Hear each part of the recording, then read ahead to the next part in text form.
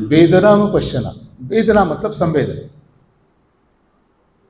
वेदन हो रहा है मतलब आप जान रहे हो, ज्ञान हो रहा है। वेद मतलब क्या? ज्ञान। इसलिए वेदों को क्या कहा? वेद क्यों कहते हैं? कारण वो ज्ञान है। और संवेदना को वेदना क्यों कहते हैं? कारण आपको ज्ञान हो रहा है कि यहाँ दर्द हो रहा है, यहाँ मसल फड़क रहा है, या वहाँ पर रोमांच आ गए हैं। तो संवेदना अलग अलग प्रकार की, तीन ही प्रकार की मुख्य संवेदनाएं हैं। एक संवेदना है सुखद, दूसरी है दुखद, और तीसरी है असुखद अदुखद। तो तीन प्रकार की संवेदना। क्यों तीन ही प्रकार की संवेदना? भले ही अलग अलग प्रकार की संवेदना हो, लेकिन आपको जो अच्छी लगती है उसके प्रति आप आसक्त हो जाते हो, राग जगाते हो। जो दुखद लगती है उसके प्रति आपके मन में द्वेष जागता है कि नहीं चाहिए मुझे, ये संवेदना, ये वेदना मुझे नहीं चाहिए, तो आपने द्वेष जगाया। तो जनरली संवेदनाओं के प्रति दो प्रकार की प्रतिक्रिया जरूर होती है, लेकिन पहली प्रतिक्रिया है राग जगाना, अगर अच्छी लगती है तो। राग यानी आसक्ति, आसक्ति यानी मुझे ये बार बार चाहिए, ऐसा ही होना चाहिए। तो बड़ा आकर्षण है इस सुखद संवेदनाओं के प्रति। आप जब रील देखते हो तो क्यों बार बार मतलब आप चेंज कर देते हो? कारण जो उत्तेजना मिली एक रील देखने से, अब ये उत्तेजना की संवेदना आपको अच्छी लगी, अब आप बार बार वही संवेदना ढूंढ रहे हैं, जिसमें नहीं लगती उसको अपने स्क्रॉल कर दिया, फिर दूसरी। इस तरह से आप कंटिन्यूअस उस उत्तेजित अवस्था में रहना चाहते हो। तो जो भी आप जीवन में कर रहे हो उसका मकसद क्या है, उद्देश्य क्या है? सुख, शांति, समाधान की संवेदना आपको मिले। वास्तव में आप का बंधन जो है वो इन संवेदनाओं के प्रति है। मतलब ये जो सेंसेशन है, सुखद, दुखद या असुखद अदुखद, न्यूट्रल संवेदना, कारण यही आप बार बार चाहते हो, और इन संवेदनाओं को अनुभव करने के लिए आप बार बार शरीर धारण करते हो, बार बार जन्म मृत्यु के चक्कर में फंस जाते हो, बार बार यहां से वहां भटकते रहते हैं। ये सारा काम काज जो कुछ भी आप कर रहे हो, जो तकलीफ उठा रहे हो, वो किसके लिए? ये सुख पाने के लिए और दुखों से मुक्त होने के लिए। पैसे का ना होने का दुख है तो पैसा कमाते हैं, कारण उससे आपको दुख मिलता है। स्वास्थ्य इसलिए पाना चाहते हो कारण बीमारी से आपको तकलीफ होती है, असुरक्षित लगता है, मरने का भय जागृत हो जाता है, इसलिए आप स्वास्थ्य के लिए प्रयत्न करते हो। तो आपके सारे प्रयत्न किसके लिए है? जो सुखद भावना जो है, कंफर्ट जो है, वो हमेशा बना रहे, इसके लिए। दूसरा चरण आपको ये देखना है कि किस प्रकार ये संवेदना आपके भीतर जागती है और उसके प्रति आप किस प्रकार का भाव आपके मन में प्रकट होता है। और ये जो आसक्ति है, राग जगाना, द्वेष जगाना, ये आपको सम्यक दृष्टि से अनुभव करना है। और जब आप देखने लग जाते हो तब आपको पता चलेगा, वैसे तो अभी भी पता चला हुआ ही है आपको, लेकिन यहाँ पर प्रत्यक्ष अनुभव के स्तर पर आप जानोगे कि संवेदना जो आई है, पहले आती है, तीव्रता रहती है, फिर धीरे धीरे वो तीव्रता कम हो जाती है, संवेदना समाप्त हो जाती है, फिर एक न्यूट्रल अवस्था आती है, वो स्थिति बनी रहती है। आपको लगता है कि अभी कुछ नहीं, बोर हो रहे हैं, आलस्य आ रहा है, मन नहीं लग रहा है, फिर आप नई संवेदना खोजते हो। अभी यहाँ पर तो खोजने के लिए कुछ आपके पास है नहीं, आपको तो केवल बैठे रहना पड़ेगा। लेकिन क्या आपने इन दिनों में क्रोध महसूस किया? कभी किया ना? कारण शरीर जब साथ नहीं देता है तो अपने आप गुस्सा आता है अपने आप पर। यह अनुभव नहीं किया आपने? कुछ लोगों ने किया होगा, लेकिन मतलब उन्होंने ध्यान नहीं दिया कि मैंने अनुभव किया है। या मन टिकता नहीं तो क्रोध आता है अपने आप पर, दुख होता है, टेंशन आता है कि अब 2 दिन तो बीत गए, अभी और 6 दिन बाकी है, कब बीत जाएंगे, तो चिंता होती है। तो इस तरह से आपको इन भावनाओं से गुजरना पड़ता ही है। जब पैर दर्द करने लगता है तो आप पैर क्यों बदलते हो? कारण उस स्थिति से आप द्वेष करने लग जाते हैं। द्वेष मतलब नहीं चाहिए मुझे, और तुरंत आप अनजाने में दूसरा पैर बदल लेते हो और फिर आप कंफर्ट में आते हो। जैसे ही डिस्कंफर्ट पैदा होता है आप उसे दूर करने की कोशिश करते हो, ये द्वेष है। और डिस्कंफर्ट हो, ऐसा ही रहे, ये राग है। इतना तो अपने अनुभव तो किया ही होगा। अब आपको करना क्या है? ये जो संवेदना है जो आपको सुख देती है, तटस्थ भाव से देखो, और जो संवेदना आपको दुख देती है उसे तटस्थ भाव से देखो। तो दोनों में भी प्रतिक्रिया नहीं करनी है।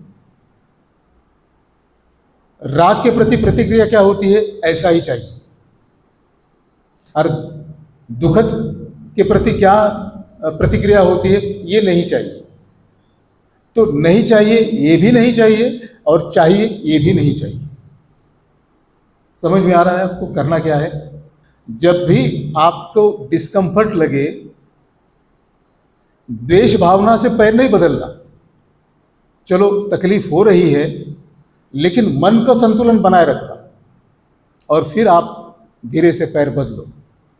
लेकिन उस वेदना के प्रति या जो भी दुखद संवेदना थी उसके प्रति द्वेष नहीं, सम्यक दृष्टि।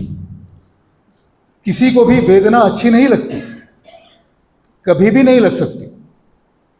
आप चाहेंगे कि मुझे इससे मुक्त होना है, ये स्वाभाविक है। लेकिन द्वेष की प्रक्रिया बिना निर्माण किए एक्शन लेना, ये ज्ञान है, प्रज्ञा है। मच्छर आपको काट रहा है और आपको उसके प्रति द्वेष नहीं जगाना है। आप नहीं चाहते हो, ये स्वाभाविक है कि वो काटे नहीं, ये खुजलाहट की जो भावना है वो निकल जाए, ये इच्छा निर्माण होना स्वाभाविक है। लेकिन फिर भी आपका मानसिक संतुलन बना रहे, और आप जो प्रतिक्रिया करेंगे उस मच्छर को हटाने की, अब उसे आप धीरे से हटाएंगे और अपने काम में लग जाएंगे। थोड़ी देर वो खुजलाहट रहेगी, चाहे खुजली करनी है खुजलाहट करो। आपको देखना है कि जहाँ तक आप बर्दाश्त कर सकते हो उस वेदना को, उस संवेदना को, तब तक करते रहे। और कितनी देर तक आप अपने द्वेष की भावना ना जगे, ऐसी स्थिति में कब तक रह सकते हो, ये आप जरा अनुभव करें इस। तभी आप इसके पार जाओगे। ध्यान रखना, द्वेष के पार जाना है तो द्वेष की भावना को आपको महसूस करना पड़ेगा, और महसूस करते हुए भी आपका मानसिक संतुलन खोए नहीं, ये इस पर ध्यान रखना। बड़ा कठिन है। आज तक जब भी आपके साथ प्रतिकूल घटना घट गई, आपने तुरंत प्रतिक्रिया कर दी, राग जगाया, द्वेष जगाया। लेकिन अब क्या करना है? बिना प्रतिक्रिया करे उस भावना को देखना है, अनुभव करना है। लक्ष्य देते का तुमचा? तो दूसरा चरण क्या है? सेंसेशंस, संवेदना, इनके प्रति उदासीनता, साक्षी भाव। अब तक किस भाव से अपने इन वेदनाओं को, सेंसेशन को देखा? भोक्ता भाव से। अभी आप कौन से भाव से देखेंगे? दृष्टा भाव से। है तो ठीक है, लेकिन द्वेष नहीं जगाएंगे। चाहते हैं कि ये चले जाए, लेकिन फिर भी मानसिक संतुलन नहीं हुआ। और ऐसी स्थिति में जब बार बार इसका अभ्यास हो जाएगा और आप मानसिक संतुलन बनाए रखोगे, तो क्या होगा?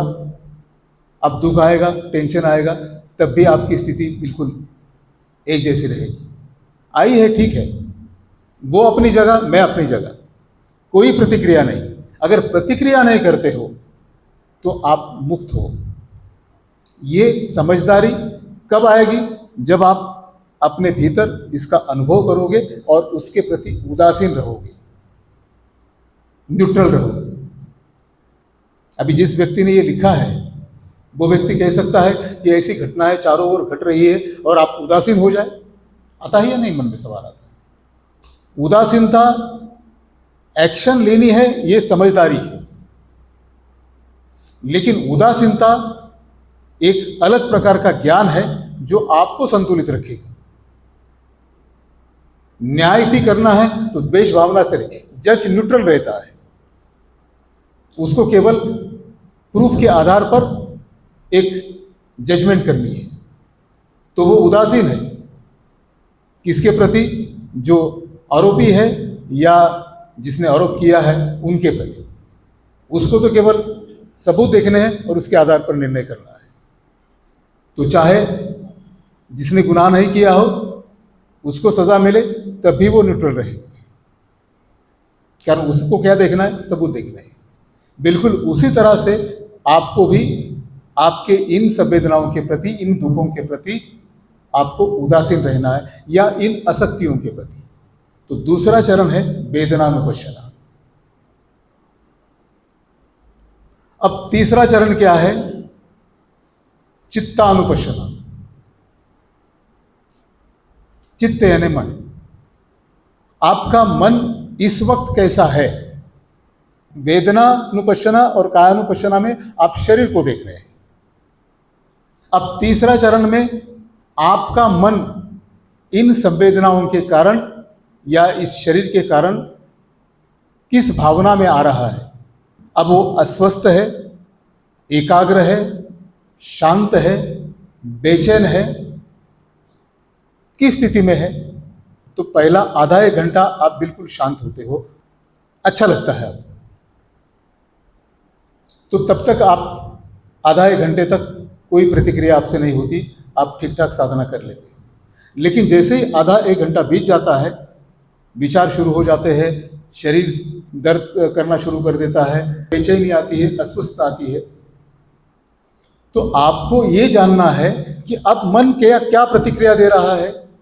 वो अस्वस्थ है, बहुत बेचैन है,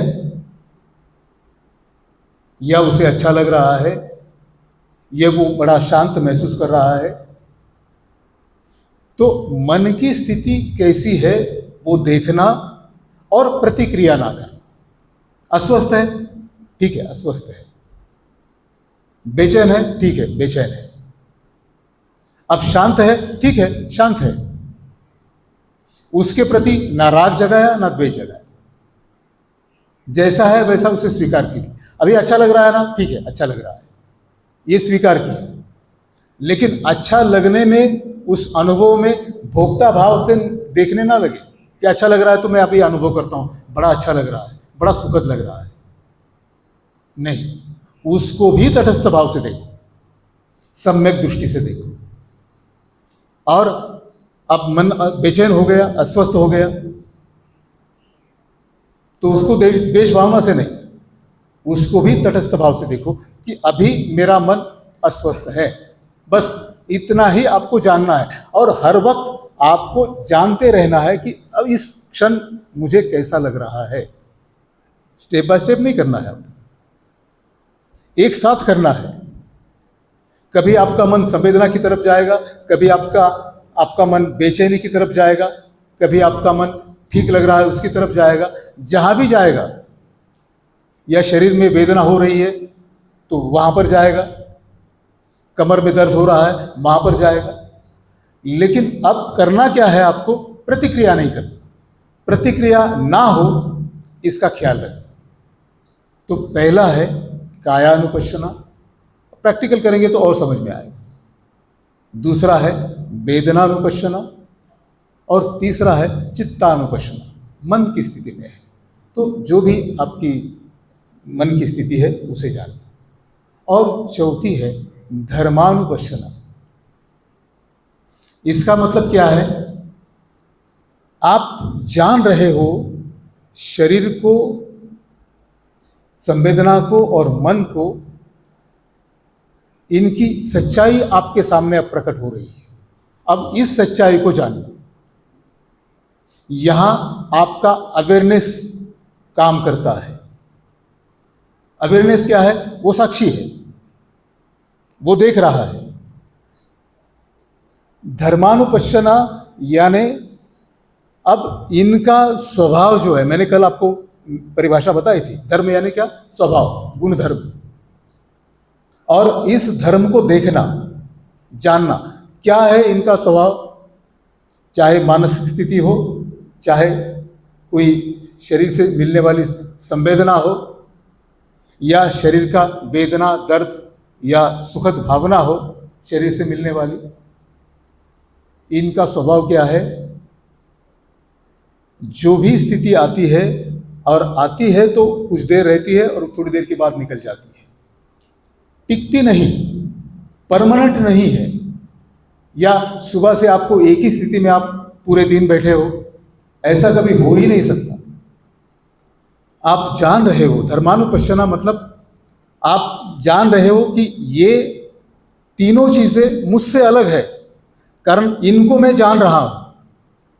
अब ये प्रत्यक्ष अनुभूति के स्तर पर जानोगे कि ये मुझसे अलग है, ये मैं नहीं हूं, ना ये शरीर में हूं, ना ये मन में हूं, ना ये संवेदना जो सुखद आती है दुखद आती है, ये भी मैं नहीं हूं। ये बस आकर जाने वाली एक केवल लहरें हैं। उठ गई कोई लहर, आई और समाप्त हो गई, आई और समाप्त हो गई, आई और समाप्त हो गई।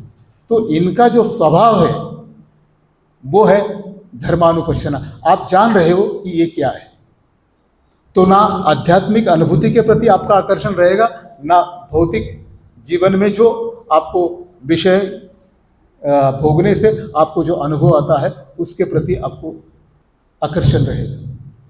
कारण इनका स्वभाव क्या है, आपने जाना कि ये आते हैं और चले जाते हैं। समझ में आ रहा है? और यही जो समता की स्थिति है, पहले तो अनित्य बोध जागेगा कि ये सब कुछ अनित्य है, निर्माण हुआ वो नष्ट होने ही वाला है, ये शरीर निर्माण हुआ मरने वाला ही है, नष्ट होगा ही, कारण यही उसका स्वभाव है, यही इसका धर्म है। उत्पन्न होगा वो नष्ट होगा ही। तो क्या आसक्ति और क्या द्वेष जगाना इसके प्रति, कारण देर सवेर ये जाने ही वाला है। और ये धर्मानुपश्यना में आप जान रहे हो, ज्ञान हो रहा है आपको, ये सब कुछ क्षणभंगुर है, जो आया वो जाएगा, उसके प्रति क्या राग और द्वेष जगाना। और जैसे जैसे आप राग द्वेष से मुक्त रहना शुरू कर दोगे तो मुक्ति में ही हो, अब आप मुक्त हो गए। कारण ये सब, ये जो पिक्चर चल रहा है, कहाँ चल रहा है? कॉन्शियसनेस के पर्दे पर, चेतना के पर्दे पर। और आप क्या कर रहे हो? इसे सच मान रहे हो कि ये सत्य है। और अगर आपको इनसे मुक्त रहना है तो इनको केवल तटस्थ भाव से देखकर, इसका अभ्यास करना पड़ेगा, तटस्थ भाव का। अब तक आपने अभ्यास क्या किया? जुड़ने का अभ्यास किया, आसक्त होने का अभ्यास किया, द्वेष करने का अभ्यास किया, राग जगाने का अभ्यास किया। अब आपको कौन सा अभ्यास करना है? न्यूट्रल रहने का, साक्षी भाव को पुष्ट करने का, समता में रहने का, प्रतिक्रिया ना करने का। ये अभ्यास आप करोगे तो आप इन बंधनों से मुक्त होते जाओगे। कारण वास्तव में सच्चाई क्या? आप हो, और आप हो कौन? जानने वाले हो। इनसे आपका कोई संबंध नहीं, बस दृश्य आ रहा है, जा रहा है, घटनाएं घट रही है, समाप्त हो रही है, निर्मित हो रहा है, फिर समाप्त हो रहा है। ये सारा खेल आपको केवल ऑब्जर्व करना है। आप ऑब्जर्वर हो, लेकिन आप जो ऑब्जर्व है उसके साथ एक हो गए। जैसे ही आप ऑब्जर्वर स्थिति में आओगे, आपको सत्य का पता चल गया। आप केवल जानने वाले हो, लेकिन इसकी कल्पना मत करना, अनुभव करना कि ऐसा है या नहीं है। और ये साधना आपको उस दिशा में लेकर जाएगी। एक समता भरे चित्त में आप स्थित होने लग जाओगे। फिर सुख दुख का प्रभाव आपके ऊपर आएगा नहीं, कारण आप जुड़ेगे ही नहीं। आइडेंटिफिकेशन टूट जाएगा। आप इनसे अपने आप को अलग कर सकोगे। अभी इतने चिपक गए जैसे कि कच्चा नारियल होता है, चिपक गया है खाल से, लेकिन जैसे जैसे पकता है वो, फिर वो खाल अलग हो जाती है और नारियल अलग हो जाता है। बिल्कुल वैसे ही आप भी अनुभव करोगे कि ऑब्जर्वर अलग है, वो अप्रभावित है, इसकी कोई मृत्यु नहीं। कुछ तो है जो स्थिर है। संसार प्रपंच है वो क्या है? एक मूवमेंट है, गति है। लेकिन इस गति को जानने वाला कभी गति का पार्ट नहीं हो सकता। तभी तो आप जान रहे हो कि ये गति है। आप स्थिर हो, और ये जो स्थिर तत्व है वही शाश्वत सत्ता है। अब तक आपने कल्पना की, अब आप अनुभव के स्तर पर जानने लग जाओगे कि कुछ स्थिर है, कुछ शाश्वत है। एक समता भरे चित्त की अवस्था। और जब आप इस स्थिति में रहने लग जाते हो, तब आपको पता चलता है कि शाश्वत क्या है और अशाश्वत क्या है। शरीर मिलने से पहले भी आप थे, जाने के बाद भी आप रहोगे। बीच में केवल अपने उस पर्दे के जो दृश्य आया आपके सामने, ये शरीर, ये मन और ये सारा संसार, और उसके साथ आप जुड़ गए, लगा यही मैं। समझ में आ रहा है? तो अभी हम प्रैक्टिकल करेंगे।